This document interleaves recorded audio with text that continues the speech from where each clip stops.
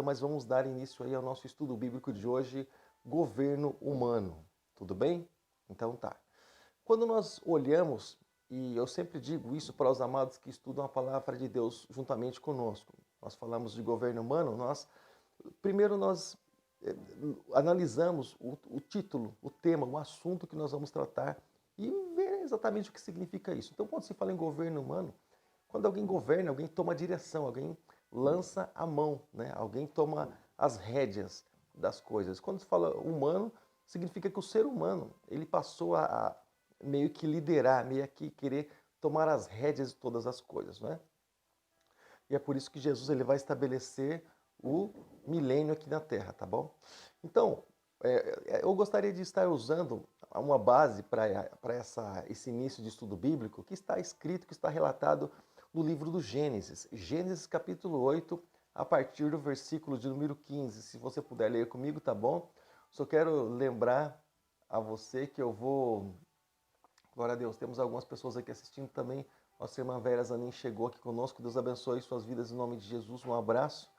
E só quero lembrar aqui para você também, querido, que... Lembrando a você que eu estou utilizando hoje a versão NTLH, nova tradução da linguagem de hoje, para simplificar um pouquinho aquilo que nós estamos lendo, tá bom? Através da própria leitura da palavra de Deus. Tudo bem? Então tá. Olha só. Gênesis capítulo 8, a partir do versículo de número 15, está escrito assim. Olha só. Aí disse Deus a Noé, saia da arca. Na tradução da linguagem de hoje está escrito a expressão barca. Você está acostumado a ouvir a arca. Daqui a pouco você ouve barco. Fala, pastor, que blasfêmia. Irmãos, a arca era um barco gigantesco, era um barco enorme. Por isso é escrito barca, segundo a sua tradução. Tá bom? Então vamos lá. Mas eu vou usar a expressão arca mais para algumas pessoas não se escandalizarem e já estão mais habituados com essa expressão, tá bom? Então disse Deus a Noé, saia da arca junto com a sua mulher e seus filhos, e as suas filhas e noras. Faça sair também todos os animais que estão com você. Isto é, as aves, os animais domésticos, os animais selvagens e os que se arrastam pelo chão. Que eles se espalhem por toda parte e tenham muitas crias para que eles encham a terra ou para encherem a terra. Assim Noé e a sua mulher saíram da arca junto com os seus filhos e as suas noras, e também saíram todos os animais, aves, grupos de acordo com as suas espécies. Isso como Deus havia mandado, como Deus havia declarado, não é isso? E Noé constrói então um altar. Noé construiu um altar para oferecer sacrifícios a Deus, o Senhor. Ele pegou aves e animais puros, e um de cada espécie, e queimou como sacrifício no altar. Versículo 21. E o cheiro do sacrifício agradou ao Senhor.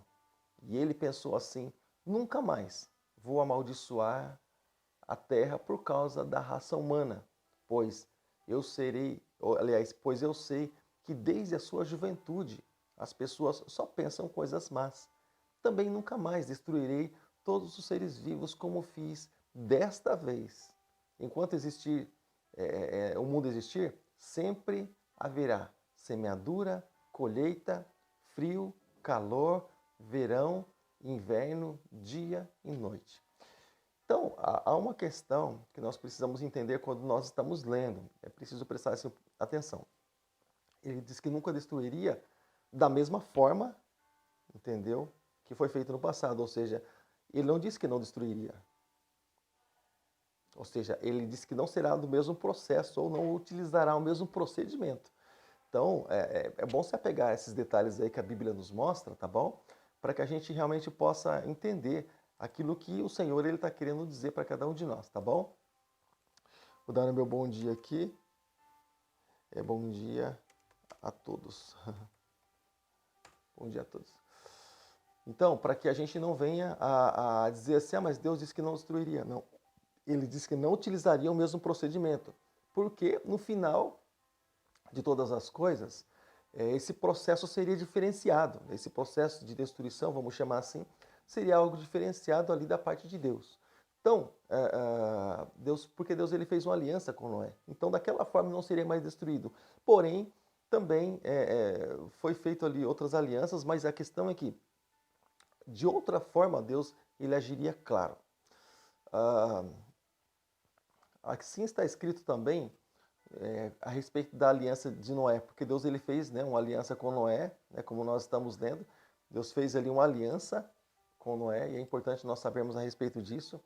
Essa dispensação, esse período de tempo, essa aliança que Deus fez com Noé, ela durou 427 anos.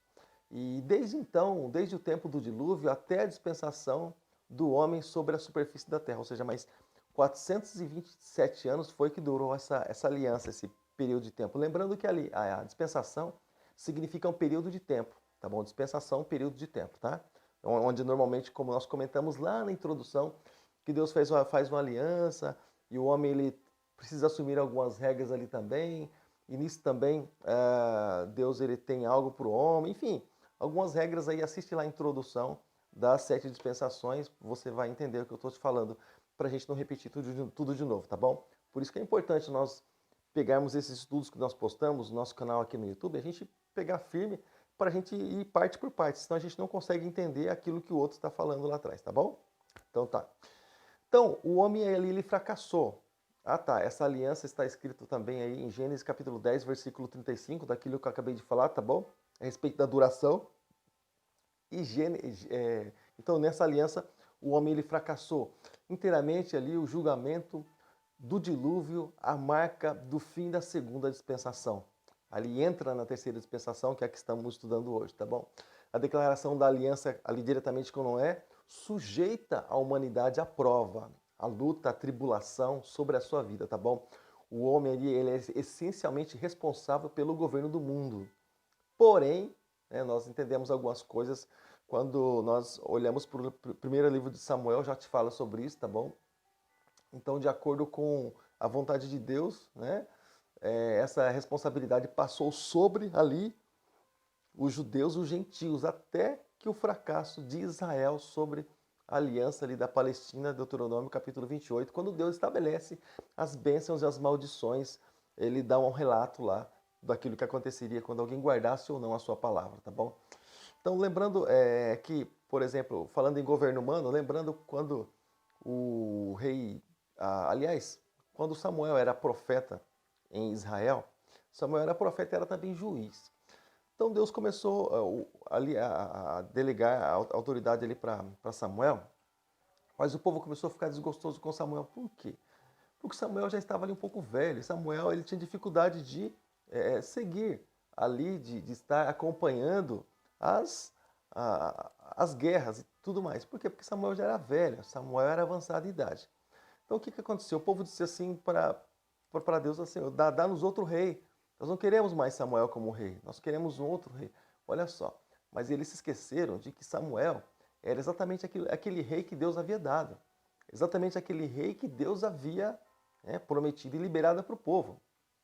Então mesmo assim o povo disse, nos dê outro rei. Não queremos mais Samuel, nós queremos um outro rei agora. Então Deus ele ficou muito triste. Samuel, claro, Samuel ficou muito aborrecido. Poxa, Samuel ficou muito chateado, hein? Naquela época, Samuel ficou muito chateado e Samuel falou assim para Deus, ô Senhor, estão rejeitando o meu governo, estão rejeitando o meu domínio. Deus falou, Samuel, fica em paz, fica tranquilo, Samuel, descansa o coração, porque o povo não está te rejeitando, o povo está me rejeitando, tá bom? Então fica em paz, descansa o coração aí. E foi nisso que Deus disse para Samuel, fala para eles escolherem um rei então, já que eles não querem que eu governe, eles fala para que eles escolham um rei, porque a vontade de Deus estava ali sobre Samuel. Então isso que o povo não entendia. Então aquilo que o Samuel falava era porque Deus falava para Samuel para que isso viesse a acontecer. Então estabeleceram um rei, e foi aí onde rei Saul ele foi eleito pelo povo. E aí você sabe, né? Foi um fiasco, foi uma tragédia mesmo. E o povo foi frustrado ali através do reinado de Saul. Depois Deus ali já mostrando qual a diferença quando alguém escolhe e quando Deus escolhe. Foi quando Deus disse assim, olha, Saul, cansei de Saul, dispensa Saul, Saul não me agradou, agora eu vou escolher um rei. Samuel, vai lá na casa de Jessé e unge lá um rei lá, eu vou mostrar para você quem é o rei. E Deus escolheu o menor da casa de Jessé e Deus fez dele um homem segundo o coração de Deus. Então, aí a gente começa a perceber, a gente começa a entender qual a diferença. Quando Deus escolhe alguém, quando Deus ele entra na frente, quando Deus ele toma as rédeas da situação e quando o homem ele passa a tomar suas próprias atitudes. Nós vemos que as atitudes dos homens são frustradas. Os planos, propósitos, projetos dos homens, com certeza, eles são inteiramente frustrados. Eles começam a ter algum êxito quando o Senhor ele toma a direção de tudo isso e quando o Senhor assume o controle. Tá bom? Então tá. Vamos dar sequência aqui ao nosso estudo bíblico então. E para isso eu queria ler com você o que está escrito em Gênesis capítulo 30, versículos do 1 ao 10. Hoje temos versículos longos, né, para a gente estar lendo. Por isso que eu não vou ler todos os versículos, tá bom? Somente alguns que eu separei. E eles são assim bem extensos, né, bem longos, tá bom? Gênesis capítulo 30, versículos do 1 ao 10. Está escrito assim, a palavra de Deus. Moisés disse ao povo. Então, quando eu sempre dizia assim, olha, Moisés disse ao povo, Deus já havia falado com Moisés, você entende? Por isso que era a voz de Deus falando diretamente ali. Deus já havia falado com Moisés, então Moisés era só um transmissor, só alguém que transmitia a palavra de Deus ao povo, só alguém que replicava a palavra. Então, olha só, ele diz assim, eu já anunciei a vocês as bênçãos e as maldições que Deus prometeu mandar. Quando ele fizer cair sobre vocês os castigos que vocês estiverem espalhados, e vocês estiverem espalhados por todas as nações, onde o Senhor Deus os tiver jogado, vocês lembrarão daquelas bênçãos e maldições. Como está escrito lá no capítulo 28 também, é como que fosse uma espécie de uma repetição, Moisés lembrando eles, tá bom? Então, portanto, se vocês e os seus descendentes se voltarem arrependidos para Deus, com todo o coração, assim como o Senhor Deus sempre fala, né? Todo o coração, alma, entendimento, forças, com todo o coração e com toda a alma, obedecerem aquilo que ele manda, aquilo que ele fala, aquilo que ele diz, e aquilo que ele manda fazer conforme as ordens que hoje eu ordeno, aquilo que eu estou dando para vocês. Então, o Senhor nosso Deus, por que ele coloca o eu aqui? Porque, na verdade, o que ele estava falando não era dele. Era coisa que Deus já havia falado para ele. Então, ele poderia dizer aquilo que eu estou ordenando, mas Deus já tinha dito. Deus já estava assinando por trás aquilo que Moisés tinha falado, aquilo que ele estava repetindo para o povo, tá bom? Só observação, tá bom? Então, o Senhor nosso Deus terá pena de vocês e ele, então, os reunirá todos os países por onde estiver espalhado e trará de volta a sua pátria. Lembrando que Israel ele passou, aliás, voltou a ser uma nação, você lembra quando? 1948, né? E aí vai, tá bom? Voltou a ser uma nação, parábola da figueira. Olha só, versículo 4. Mesmo que vocês estejam espalhados até os cantos mais distantes do mundo, o Senhor, o nosso Deus, ele os reunirá e fará vocês voltarem aqui para a terra, para o lugar onde os antepassados de vocês eles tinham possuído, que é lá o Oriente Médio lá, né? E ele então será de vocês, e Deus os abençoará ainda mais do que abençoou os seus antepassados. Versículo 6. O Senhor nosso Deus dará a vocês e aos seus descendentes de coração dispostos a obedecer, a fim de que amem com todo o coração e com toda a alma, assim continuem a viver naquela terra. Mas você percebe que sempre há uma condição aos que estiverem dispostos a obedecer. Então preste atenção, porque a palavra de Deus ela é toda condicionada, tá bom? A bênção ela é toda condicionada a partir do momento que se obedece a Deus, a bênção de Deus passa a acompanhar a vida da pessoa, tá bom? Agora eu vou ler o versículo 7. Com aquelas maldições, lembrando que eu estou lendo na revista, aliás, na linguagem de hoje, tá bom?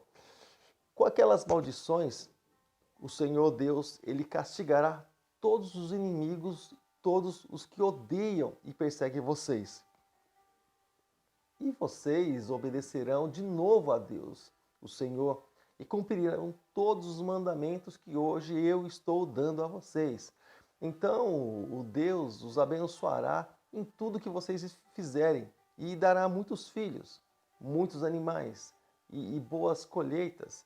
Deus novamente fará, né, ou terá prazer em fazê-los prosperar, como fez com os seus antepassados. Isso Ele fará se vocês obedecerem ao Senhor. Lembrando novamente, nosso Deus, se cumprirem todas as leis e seus mandamentos que estão escritos neste livro ou no livro da lei de Deus, se voltarem com todo o coração, com toda a alma para o Senhor Deus. E eu vejo isso como maravilhoso porque constantemente o Senhor ele faz lembrar o homem a respeito de como Deus abençoaria e a condição que Deus abençoaria. Né? Tem pessoas que acham que é assim, largado. De forma nenhuma. Deus estabelece regras, como estávamos ministrando no culto ontem. Deus, por exemplo, a pessoa tem dificuldade de entender isso. Mas quando ela vai entrar numa empresa, o que acontece? Ela entrega lá seu currículo. Se estiver dentro do perfil, do padrão, a pessoa entra na empresa. Senão ela fica do lado de fora, fica sem remuneração, sem recompensa. Diante do Senhor é a mesma coisa. Nisso podemos comparar. Deus tem sua regra, tem a sua palavra, a pessoa até vem do jeito que ela está, mas há necessidade de um processo de transformação. E essa transformação só acontece, não pesa só para a pessoa, mas acontece a partir do momento de uma entrega. A partir do momento que a pessoa entrega realmente sua vida a Jesus e mergulha ali no Espírito Santo e mergulha na palavra e tem a palavra de Deus como fonte para a vida dela, aí Deus começa a abençoar, Deus começa a fazer prosperar os caminhos dessa pessoa. Caso contrário, a aliança de Deus ela só vale a partir do momento que a pessoa obedece. A aliança de Deus só vale mediante a obediência à sua palavra. Fora isso, a palavra de Deus, a aliança de Deus, ela não tem valor. Você entendeu o que eu quero dizer? Então é muito importante nós acharmos que Deus é qualquer um e aceita qualquer coisa de qualquer forma. De maneira nenhuma. Estamos perdendo tempo se pensamos assim, tá bom?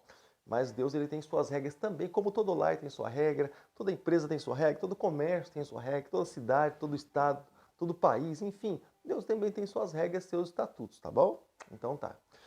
Então, isso resultou então no julgamento dos cativos. Olha só, vou ler para você o que está escrito em Lucas capítulo 21, versículo de número 24. Lucas capítulo 21, versículo 24, nova tradução da linguagem de hoje, diz assim: muitos serão mortos à espada e outros serão levados como prisioneiros para todos os países do mundo. E os não-judeus conquistarão Jerusalém até que termine o tempo de eles fazerem isso. Lembrando, né, que os judeus foram espalhados pelos 4 cantos da terra e Israel, Jerusalém, aliás, foi dominada e depois somente, então, quando deu o tempo, passou o tempo aí e aí então os judeus voltaram e depois restabeleceu a pátria aí. Deixa eu falar uma coisa para você. Existe um estudo muito interessante, muito curioso no YouTube. Ele se chama Tempo dos Gentios. Rapaz, muito bom, muito bênção mesmo. Nós passamos a entender algumas profecias lá de Daniel, cumprimento, enfim. Nós vamos entender a respeito do nosso tempo, vamos entender a respeito do tempo de Deus que Ele estabeleceu para nós, para o tratamento conosco. Depois somente Ele vai tratar com os judeus. Tempo dos Gentios é o nome do estudo. Um estudo abençoador. Tenho certeza que você vai gostar, tá bom? Confere lá se você puder, se você tiver essa oportunidade aí no nome de Jesus. Então, o governo do mundo, então, ele passou a ser definitivamente para os gentios. Então, aquele que quer se tornar igreja, ali ele precisa se tornar um cristão, né? Precisa se tornar um gentio. Mas olha aqui, ó, a questão é que o mundo, então, ele passou para o governo daqueles que não eram de Deus, né? Até então, Deus governava ali, através até mesmo dos profetas, mas Deus abriu mão ali e falou, então vocês querem governar, então vocês governem. Então ficou nessa de vai e vem, vai e vem, vai e vem. O povo obedecia a Deus, o povo era abençoado, tal, tal. O povo desobedecia, o povo caía ali nos problemas e até mais, era perseguidos pelos seus inimigos. O próprio Deus, muitas vezes, entregava o povo na mão dos seus inimigos para eles entenderem o valor e a importância de servirem a Deus. Tá bom? Então tá. Eu vou ler para você o que está escrito em Atos dos Apóstolos, capítulo 14, aliás, capítulo 15, versículos do 14 ao 17. Atos, capítulo 15, versículo 14, linguagem de hoje, está escrito assim: Simão acabou de explicar como Deus primeiro mostrou o seu cuidado pelos não-judeus, escolhendo do meio deles um povo que não seria dele. Essa passagem também ela se cumpre, tá bom? Quando Pedro ele fala sobre isso em 1 Pedro capítulo 2, versículo 9, é uma passagem que eu gosto muito, tá bom? Então tá. E versículo 15. As palavras dos profetas elas estão bem de acordo com isso, pois as Escrituras Sagradas dizem assim: depois disso, eu voltarei, diz o Senhor, e construirei de novo o reino de Davi, que é como a casa que caiu. Juntarei de novo os pedaços dela e tornarei a levantá-la. Olha só, é Deus que está dizendo isso, tá bom? E tornarei a levantá-la. Assim, todas as outras pessoas e todos os outros povos que eu chamei para serem meus vão procurar conhecer o Senhor. Assim diz o Senhor. Olha só o que Deus está dizendo, tá bom? E Israel ali, também como os gentios, né, tem ali governado para si nos tempos de hoje, né? E não muitas vezes para Deus. Nós vemos que nos nossos tempos até mesmo, nós encontramos nossos líderes governantes, e eles não são cristãos, mas eles fazem leis, fazem suas normas, suas regras para os seus países e para suas cidades, mas eles não pegam a Bíblia para eles conferirem a respeito da vontade de Deus, do plano de Deus. Hoje, por exemplo, nós estamos recolhidos dentro da nossa própria casa, não temos liberdade de adorar em comunhão. Então, é claro que quebra alguns princípios da parte do Senhor, mas as pessoas vão tomar, nossos governantes vão tomar decisões, eles não oram a Deus, mas eles simplesmente olham situações, julgam ali juntamente com seus conselheiros e tomam atitudes. Então, perigoso, né? Então, para você ter ideia.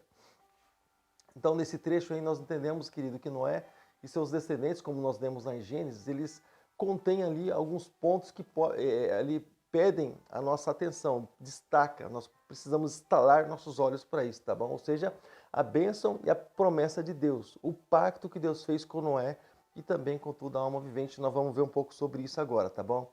E é sobre isso justamente que eu quero chamar a sua atenção no bom sentido, né? Quero destacar para você, melhor dizendo assim, a respeito de alguma crença que muitos têm aí até mesmo, crença não da parte de Deus, mas crença aí de algumas dos nossos antepassados que não eram cristãos e transferiram aí algumas informações para nós, mas é bom ficar esperto e ficar atento com relação a isso. Gênesis capítulo 12, capítulo 9, versículos do 12 ao 17. Gênesis capítulo 9, versículos do 12 ao 17, está escrito assim: como sinal desta aliança, Deus fez uma aliança com Noé e ele deu um sinal, ó. Noé, o sinal é esse aqui. Fechou? Então tá. Como sinal dessa aliança que estou fazendo para sempre com vocês e com todos os animais, eu vou colocar o meu arco nas nuvens. Olha só, Deus falando o meu arco nas nuvens. O arco de Deus será a aliança. Olha só. O arco de Deus ou o meu arco. Deus chamando assim, tá bom? O arco de Deus ou o meu arco será o sinal da aliança que estou fazendo com o mundo. Quando eu cobrir de nuvens o céu e aparecer, olha só, o meu arco, presta atenção, irmãos. Olha só, o meu arco, guarda isso no teu coração. Então eu lembrarei da aliança que fiz com vocês e com todos os animais, e assim não haverá outro dilúvio para destruir todos os seres vivos. Quando o meu arco, olha só, eu estou repetindo isso várias vezes para você ter ideia quando a gente for comentar sobre o assunto. Quando o meu arco aparecer nas nuvens, eu o verei e lembrarei da aliança que fiz para sempre com todos os seres vivos e que há no mundo. O meu arco é o sinal. Olha quantas vezes Deus fala sobre isso. O meu arco é o sinal da aliança que estou fazendo com todos os seres vivos que vivem na terra. Algumas pessoas estão lendo exatamente agora na tradução da nova linguagem de hoje. E alguns podem até comentar, até mesmo aí nos comentários aí. Pastor, mas na minha tradução não está escrito ali o meu arco, mas na minha tradução está escrito o arco-íris. A paz para todos. Dá as boas-vindas aqui no grupo. Paz abençoe, irmãos, em nome de Jesus. Então, quando ele fala assim do meu arco, o que ele está fazendo? Ele está dizendo que é o arco dele, não o arco de um outro Deus. Guarda isso no teu coração. Guarda isso no teu coração. é o arco de Deus. Então, quando falamos o outro nome, nós não estamos falando daquilo que Deus fez. Estamos dando crédito, estamos falando de um outro Deus, como se ele tivesse feito algo por nós. Você se lembra quando, por exemplo, os egípcios foram livres da escravidão, das garras de Faraó? Você se lembra disso, desse fato, né? Então, quando os hebreus eles fizeram o bezerro de ouro, quando Moisés subiu ao monte para buscar as tábuas da lei, para dar ali uma regra para o povo estava meio que desenfreado. Então Deus falou: Moisés, sobe aqui que eu quero te dar umas leis aí para o homem seguir, para o povo seguir. O povo está meio desenfreado, umas regras aí para trazer eles para o caminho. Então Moisés subiu, durou ali 40 dias, 40 noites. Quando Moisés desceu, o povo estava ali na orgia, tal, aquela coisa toda, festaiada, adoração, e tinha um bezerro de ouro lá. E esse bezerro de ouro, quando Moisés estava lá em cima, Arão fez ali juntamente com o povo, no conselho do povo, e eles disseram assim: olha, depois que Arão, né, terminou de fazer, Arão era irmão de Moisés, sacerdote. Depois que Arão terminou de fazer o bezerro de ouro, eles disseram assim: olha, foi esse bezerro que nos tirou da escravidão do Egito. Foi esse. Mas eles tinham acabado de ser livres pela mão de Deus, sabe? O chão mar tinha se aberto pela mão de Deus. Não, eles disseram que foi o bezerro que tinha tirado eles. Então, é como se alguém tivesse feito algo e eles dado crédito para outro. Você come no restaurante e paga no outro. Você compra no supermercado e vai pagar no outro. Não, eu vim pagar. Para pagar o quê? O que eu comprei no outro supermercado. Não, mas você tem que pagar lá. Não, mas eu estou pagando aqui. Não, mas não é certo. Então, exatamente isso que eu quero dizer para você. Porque muitas pessoas, quando elas usam essa expressão, elas falam o arco-íris. Já ouviu alguém falar assim? Ai, lá o arco-íris. Não é. Então, primeira coisa, aquele arco, ele representa uma aliança. Pastor, por que aparece só metade então? Não, não é metade. Na verdade, aquele arco, se você parar para olhar, se você tiver, por exemplo, se a pessoa tiver em um avião, em algo assim, que ele pode ver a circunferência da Terra, ele vai entender que aquilo é um arco. Esses dias alguém estava filmando, das alturas, a aliança, dava para ver a aliança completa. Depois da chuva, o tempo estava todo fechado, se viu uma aliança, ou seja, tem uma aliança. Como nós vivemos aqui na face da Terra, nós conseguimos enxergar parte dessa aliança. Você pode ver, parte você consegue enxergar, parte não, porque parte ela cobra aqui o espaço que nós estamos. Então nós chegamos parte e nós imaginamos que é só um arco. Então Deus fala um arco, porque é aquilo só que a pessoa está vendo, mas isso é uma aliança, porque aquilo que estamos vendo que é supostamente um arco representa uma aliança e na realidade é uma aliança que Deus mostra. É como se, por exemplo, cada vez que nós tivéssemos ser fiéis a Deus, se mostrasse assim uma aliança, sabe? Olha aqui a aliança. Cada vez que tiver que ser fiel à minha esposa, eu mostro aqui a aliança. Olha aqui a aliança do dedo, ó. Tá vendo? Tem que ser fiel a mim, olha aqui a aliança, tá vendo? Fizemos um pacto um dia. Deus justamente. Por que o Senhor pede para que nós venhamos a lembrar do sacrifício de Jesus, da morte do Senhor Jesus até que Ele venha? Por quê? Porque lá na cruz representa a aliança. E cada vez que lembramos o sacrifício de Jesus, nós também lembramos a aliança que foi feita por nossa causa, lá na cruz do Calvário. Nós passamos então a voltar para o caminho, a entender realmente, volta ali para os princípios, volta ao primeiro amor e passamos ali a entender e nos voltar para a fidelidade ao Senhor. Então isso é muito importante. Agora, pastor, mas por que o pessoal então fala arco-íris? Deixa eu explicar para você o que é íris, tá bom? Aí de repente você vai pensar duas vezes antes de falar sobre arco-íris. O que é íris? Íris, vou dizer para você, não vou nem pegar dicionário cristão. Dicionário cristão a pessoa vai falar assim: mas isso é dicionário evangélico, né? Dicionário cristão. Então eu fiz questão de pegar um dicionário secular, tá bom? Olha só o que está escrito. Íris significa mensageira, que leva a mensagem pela palavra, ou arco-íris. O nome íris, ele tem a origem do grego íris, segundo Platão. Vai vendo aí. Segundo Platão, deriva do verbo eirin, que quer dizer e que significa mensageira ou mensageira pela palavra.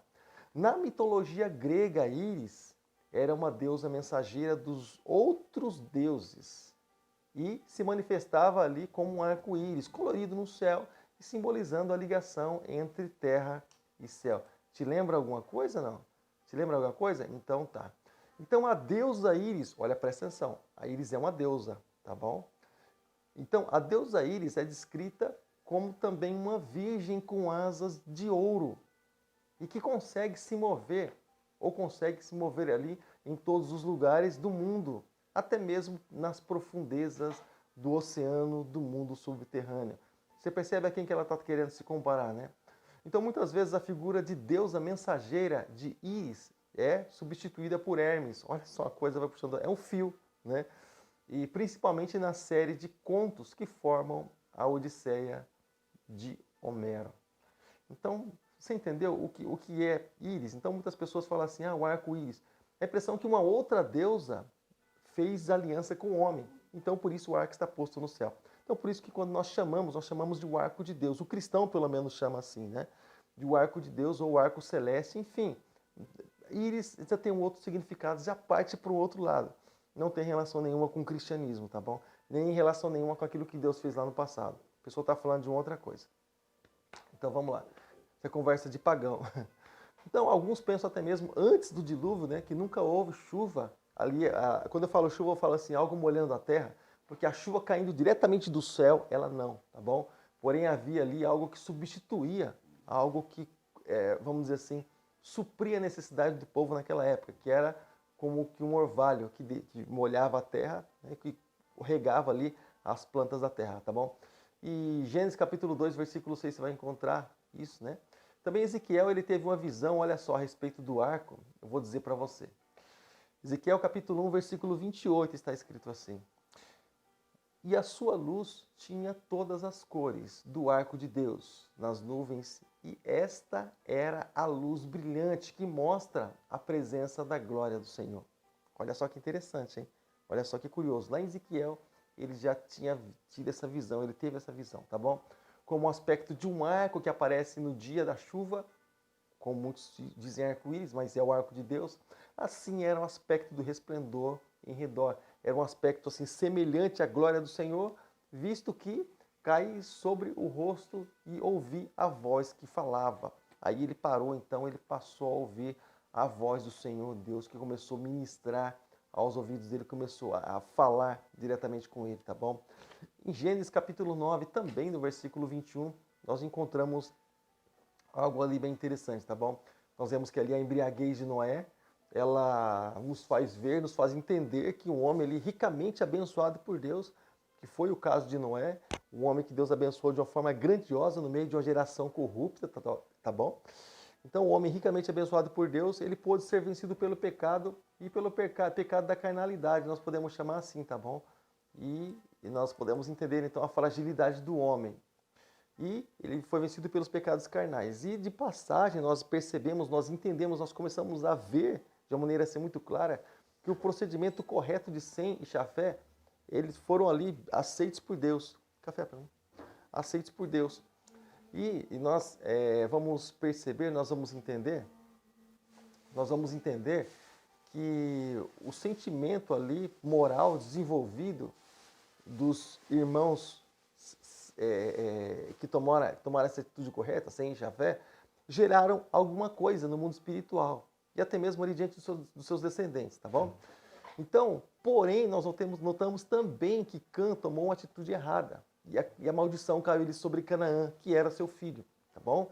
E o filho mais moço de Cã, claro, sobre ali, por causa do seu pai, né, desde então, ali vieram os cananitas, descendentes ali de Canaã, vieram os cananitas, e os adversários, eles foram adversários do povo de Deus, foram ali uma tribo, um grupo de pessoas que lutaram contra o povo de Deus, vários confrontos você pode encontrar, e também o Senhor Deus, ele destruiu esse povo, esse exército, Deus extinguiu essa raça da face da terra, porque eles estavam ali debaixo de maldição, uma maldição que foi herdada através do pai que gerou esse grupo de pessoas aí, tá bom? Essas famílias todas aí.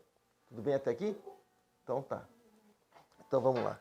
Então, sobre a Bíblia, por exemplo, se a Bíblia tivesse não registrado, se não estivesse escrito sobre a embriaguez de Noé, se a Bíblia não estivesse escrito sobre o adultério de Davi, também sobre a mentira de Pedro, e também se a Bíblia não estivesse escrito, se não estivesse registrado alguns fatos aí, como por exemplo, nós podemos entender também sobre a fragilidade de tantos outros no passado, e eu louvo a Deus por isso, né, que eles tiveram seus lapsos, né, eu louvo a Deus por isso, por quê? Porque o Senhor ele fez questão de mostrar, através da palavra, a fragilidade de homens de Deus, de homens que são dele.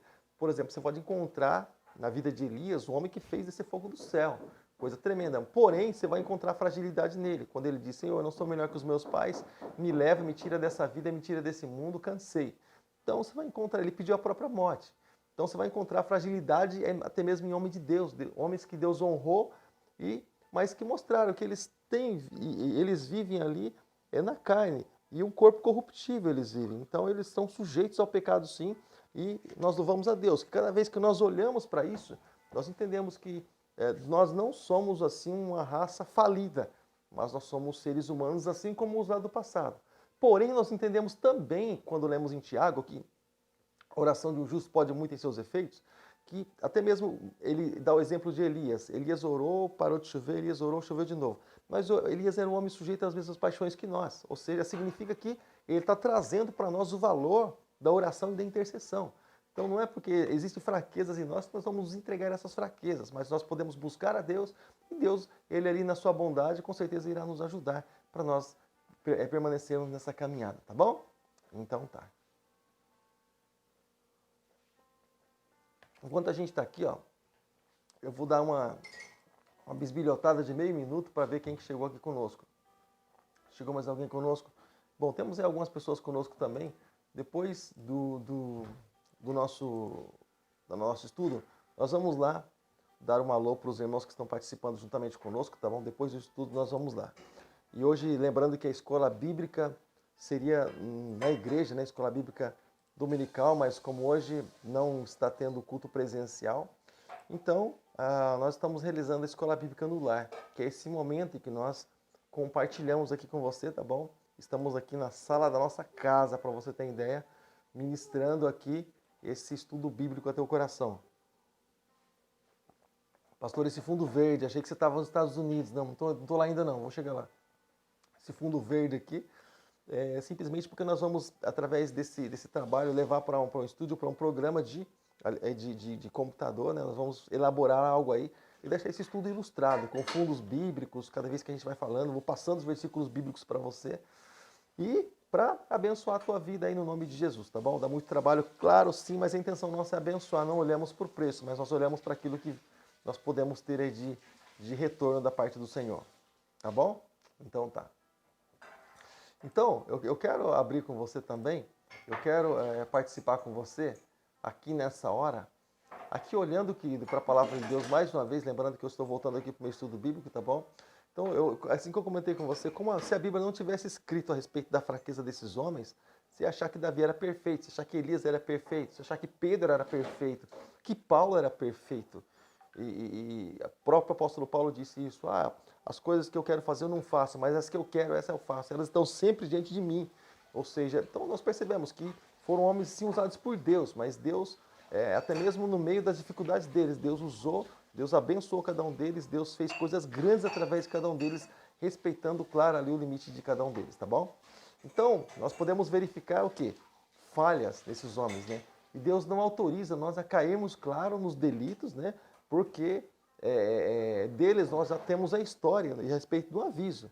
O Senhor já nos avisou a respeito dessas quedas, né? Então Deus disse assim, através do apóstolo Paulo lá mesmo, aquele que está de pé, cuide para que não caia. Então preste atenção, fique esperto. Jesus disse para a mulher, para Maria Madalena, vai, não peques mais, não volte por esse mesmo caminho. Caminho de adultério, caminho de prostituição, não volte mais. Então, errou uma vez, não vai ficar errando todo dia no mesmo lugar, tá bom? Algo novo, é claro, às vezes acaba tropeçando, mas vamos tomar cuidado com as nossas vidas cristãs, é justamente isso que o Senhor está falando, tá bom? Mas então outras raças se originaram ali dos 4 filhos de Cã. Essas, por sua vez, elas subdividiram, depois povoaram as terras. Ali nós podemos encontrar a África, também a Arábia Oriental, da costa ocidental do Mar Mediterrâneo e do grande vale dos rios Tigre e Eufrates.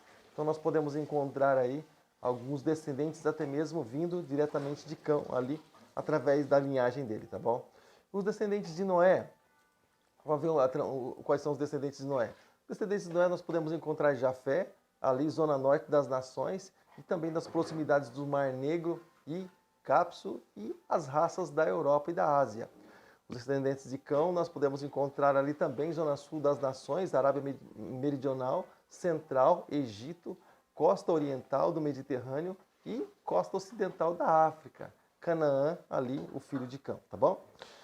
E também, descendentes de Sem, nós podemos encontrar a zona central das nações, os semitas, incluem também os judeus, assírios, sírios, na parte norte do vale do Eufrates, e assim, aliança com Noé. Nós podemos encontrar Gênesis capítulo 9, versículos do 1 ao 17, você vai ler a respeito dessa aliança aí, tá bom? Da confirmação de tudo isso. Então, a confirmação de que o homem ele seria relacionado ali à terra, conforme a aliança de Adão, Gênesis capítulo 8, versículo 21, você vai encontrar sobre isso.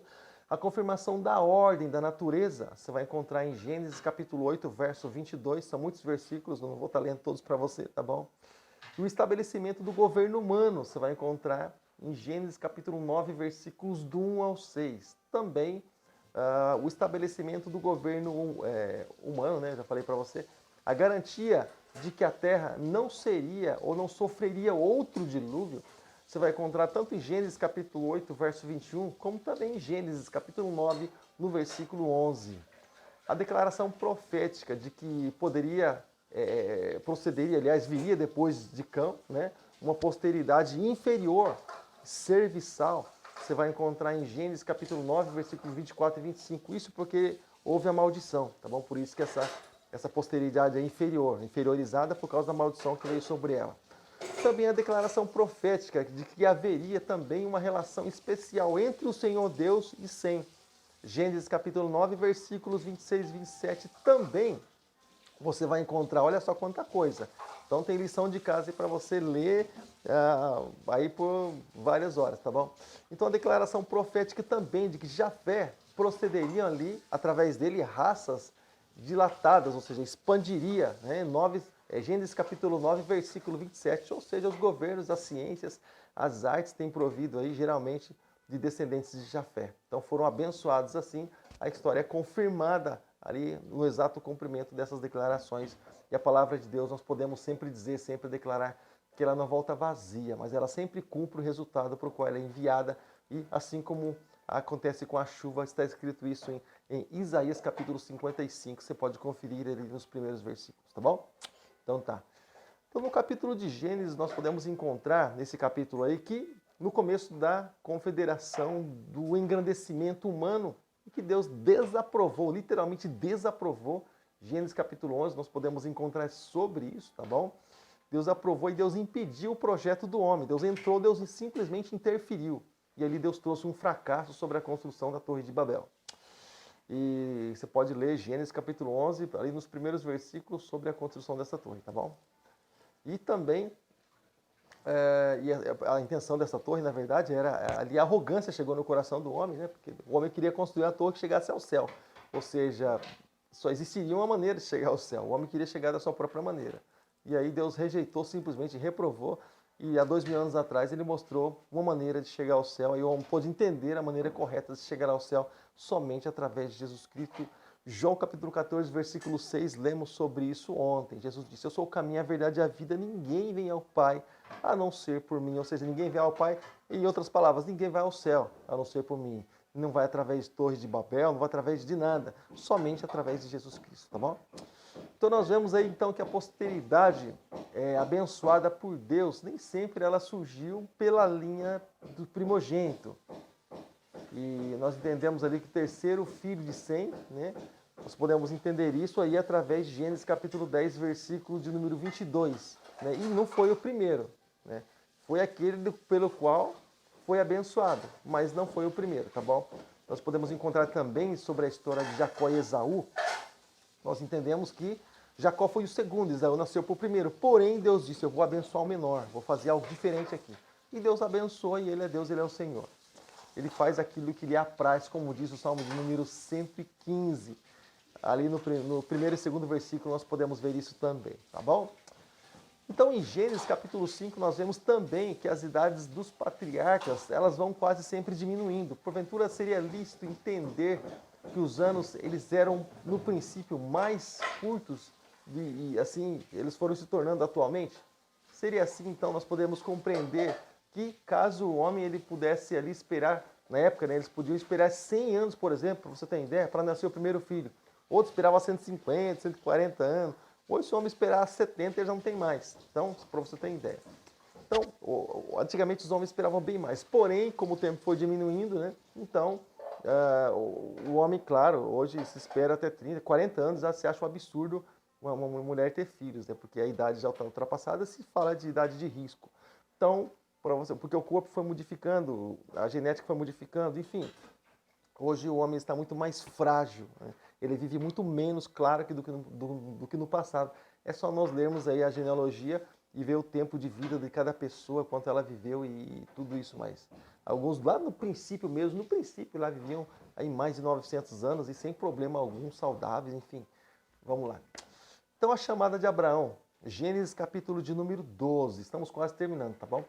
Gênesis capítulo 12, a chamada de Abraão e as promessas que Deus fez. Nós podemos estudar, então, nesse capítulo, a escolha ali divina que Deus fez ali diretamente para Abraão, e isso é muito importante para nós sabermos um pouco a respeito disso, tá bom? Importa nós termos esse conhecimento, a aprovação ali, também a preparação para o fim destinado. Então é muito importante nós termos conhecimento ali sobre essa chamada de Abraão.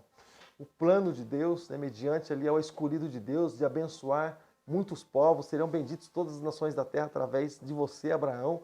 É muito importante. Até o povo de Israel, por exemplo, eles se chamavam de bem-aventurados, porque eram filhos de Abraão, filhos no sentido de descendentes de Abraão, né? Estavam ligados ali a Abraão. E eles se consideravam-se abençoados. Então, quando alguém dizia, sou filho de Abraão, né? Então, já dizia, alguém é abençoado, como se fosse filho de Deus. Lá em Lucas capítulo 16, versículo 19, lá diz exatamente essa expressão, tá bom? Filho de Abraão. Lá se fala sobre isso, tá? Então, vamos voltar para cá. Então, fala assim a respeito da proteção divina também com aqueles que são descendentes de Abraão, aqueles que são filhos de Deus, né? Aqueles que se colocam debaixo ali da autoridade da palavra de Deus. Ali a proteção divina, amaldiçoarei os que te amaldiçoarem. Lembra que nós comentamos sobre isso? Então, há uma polêmica muito grande quando se fala a respeito disso. Pastor, mas não devemos abençoar? Irmão, deixa eu falar uma coisa para você. Deus chamou para abençoar. Porém, Deus deu autoridades para aqueles que são autoridades. Deus deu autoridade para aqueles que são autoridades, né? Até mesmo para a igreja. Porém, existem hierarquias. Nós precisamos entender sobre isso, tá bom? E quando muitas vezes não se entende por quê? Porque é como se fosse uma palavra, algumas palavras elas são dirigidas, faladas, liberadas especificamente para autoridades espirituais. Tem palavras que são dirigidas diretamente para o povo. Tem palavra, irmãos, que é para as autoridades espirituais e pronto. E pronto, palavra específica, tá bom? Como, por exemplo, em Apocalipse, quando Deus não falou com o povo, mas Deus liberou palavras para a igreja tal, para o líder da igreja tal. Deus não falou com o povo, mas o líder deveria falar com o povo. Justamente isso. Quando quando Arão e Miriam pecaram contra Moisés, juntamente com o povo inflamando ali, tentando julgar Moisés, o que Deus falou? Deus deu uma rapada ali em Miriam, ela ficou leprosa e teve que ficar fora do arraial por um tempo. E o que Arão aconteceu com Arão? Arão levou uma esculachada na cara dura diante de todo o povo de Israel. Deus disse para Arão, Arão, com meu servo Moisés, eu trato com ele. Você não precisa se preocupar com ele e querer julgar ele não, tá bom? Com meu servo Moisés, eu falo face a face. Eu é que trato com ele. Então a gente percebe que a autoridade espiritual como as coisas são. Por quê? Porque Arão estava abaixo de Moisés e ele não deveria inflamar contra Moisés. É como muitas pessoas julgam muitos líderes espirituais. Irmãos, tem coisa que é de liderança para liderança. O povo não tem que julgar nada, o povo tem que olhar para a palavra de Deus e obedecer aquilo que está escrito. Então, às vezes, a pessoa não lê a Bíblia e com o tempo que ela deveria ler a Bíblia, ela começa a julgar outras pessoas. Está errado, totalmente errado. Nós não fomos a igreja em si, o povo em si, não foi chamado para isso. Nós foi chamado para obedecer a palavra. Quando que Deus pede? Quando que Deus levanta um grupo de membros para julgar suas lideranças? Nossa, eles têm que confessar suas culpas uns aos outros. É muito pelo contrário, tá bom? Para que eles sejam sarados. Então, presta atenção nisso, tá bom? Então tá. Então toda vez que se começa a burburinho contra a autoridade que Deus levantou, irmão, sai fora, parte para outra. Quando é alguma autoridade também que está comentando, ele já está falando, mas ele está em outro nível, tá bom? Então não entra nessa que é furado. É um barco furado, tá bom? Não vai por esse caminho não. Então vamos voltar para cá. Então a chamada de Abraão, a chamada de Deus ali para Abraão, então é a chamada positiva, individual e imperativa, ou seja, é uma chamada individual. Então, o tratamento de Deus é coisa individual, tá bom? É por isso que nós falamos que faculdade não levanta, não forma líderes. Quem forma líderes é Deus. Isso aí acontece no mundo espiritual, tá bom? E ele unge, ele capacita, ele faz o que ele tem que fazer, tá bom? Um líder não é formado por um grupinho de pessoas que acham que aquele é líder. É algo que Deus planta e implanta dentro do coração do homem, tá bom? Então tá. Então quando nós vemos, querido, ali a revelação divina, quando Deus apareceu ali para Abraão e também a promessa divina. Muito barulho. É a promessa divina ali, a descendência também eu darei a essa terra, tá bom? E ele diz essas palavras aí. A chamada está descrita ali em Gênesis capítulo 7, versículos do 2 ao 3, tá bom? E também em Hebreus capítulo 11, versículos 8, tá bom? Hebreus capítulo 11, versículo 8. Então Abraão ele desce ao Egito, está escrito em Gênesis capítulo 12, versículo 10, tá bom? E também isso parece até mesmo, essa descida de Abraão para o Egito, parece o quê? Lembra que eu comentei sobre a fragilidade do ser humano? Então, e isso parece até mesmo um desvio, porque Deus não mandou Abraão para o Egito, Deus não mandou. E quando Abraão desceu para o Egito, Abraão não levantou nenhum altar a Deus, e Abraão desobedeceu a Deus, ele mentiu lá no Egito, então muitas coisas negativas aconteceram para Abraão lá no Egito, ele tem más recordações disso, tá bom? Então isso parece então uma espécie de um desvio da fé, pois Abraão então ele perde a sua confiança na proteção de Deus e pretende até mesmo valer-se ali de um momento de mostrar ali para evitar os ciúmes. O que ele faz? Ele trama algo com Sara. Olha, se o rei pegar você e tal, você mente, você diz assim que você é minha irmã. Claro, ele falou isso com segundas intenções, não que ela não fosse minha irmã dele, mas pelo segmento da conversa você vê que ele falou isso com segundas intenções, mas para que ele fosse livre mesmo pela mão do homem, mas utilizando ali a mentira, então nós podemos chamar de um desvio, tá bom? Então 7 coisas nesse desvio de Abraão nós podemos entender. Vamos lá. Ele agiu sem consultar a Deus, tá bom? Ele agiu sem consultar a Deus. E também, isso Gênesis capítulo 12, versículo 10, ele escolheu o seu próprio destino, né, contendo ali sua própria inteligência. Aquilo que diz o livro de Provérbios, não se apegue ao homem na sua própria inteligência. Não confia nisso não, tá bom? Mas confia em Deus. Também ele fez valer ali a duplicidade, né, para conseguir ali o seu propósito. Ou seja, ele falou palavras duplo sentido para que ele pudesse então estar por cima da situação, né, como diziam os antigos, por cima da carne seca, né? Ele perdeu de vista ali, a perspectiva e o plano também da sua vida. Gênesis capítulo 12, versículos do 2 ao 12. E também a astúcia, que parecia alcançar ali um bom êxito. Vamos tramar alguma coisa aqui, quem sabe dá certo, né? E aí vai.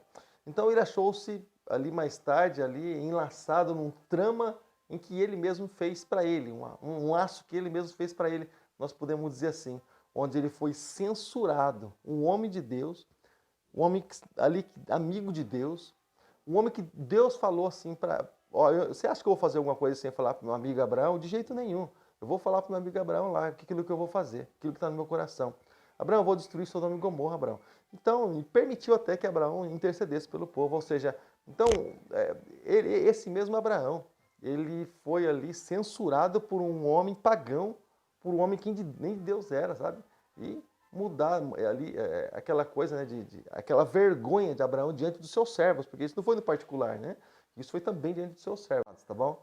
Então, nós não estamos podendo ter nossos cultos presenciais, por isso nós transportamos a escola bíblica aí para a tua casa no nome de Jesus. Então, só quero lembrar a respeito dessas 7 dispensações.